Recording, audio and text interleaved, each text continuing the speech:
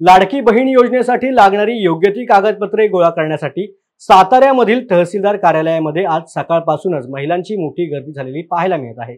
या योजनेचा लाभ घेण्यासाठी सरकारने फार कमी अवधी ठेवल्यामुळे महिला वर्गाची धावपळ होत असल्याचं चित्र संपूर्ण राज्यामध्ये पाहायला मिळते। साताऱ्यामध्ये याविषयीचा आढावा घेतलाय आमचे प्रतिनिधी ओमकार सोनवले यांनी।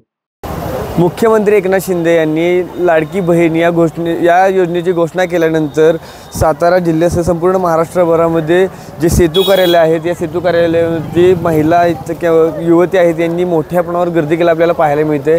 आपण सध्या साताऱ्यातील तहसीलदार कार्यालयात आहोत। सातारा तालुका तहसीलदार कार्यालय या परिसरात आहोत। आपण पाहू शकताय सकाळपासून पावसाची सरी चालू आहे तरी देखील ज्या महिला आहेत त्या छत्री धरून या पावसात देखील उभ्या राहताना आपल्याला पाहायला मिळत आहेत। जे काही ते योजना आहे त्या योजनेच्या कागदपत्राची पूर्तता करण्यासाठी जे कागदपत्र लागणार आहेत, उत्पन्नाचा दाखला असेल किंवा रहिवासी दाखला असेल, या सर्व दाखल्याची पूर्तता करण्यासाठी जे तहसीलदार कार्यालय आहे सातारा या ठिकाणी महिलांनी मोठ्या प्रमाणावर गर्दी केलेली आपल्याला पाहायला मिळते।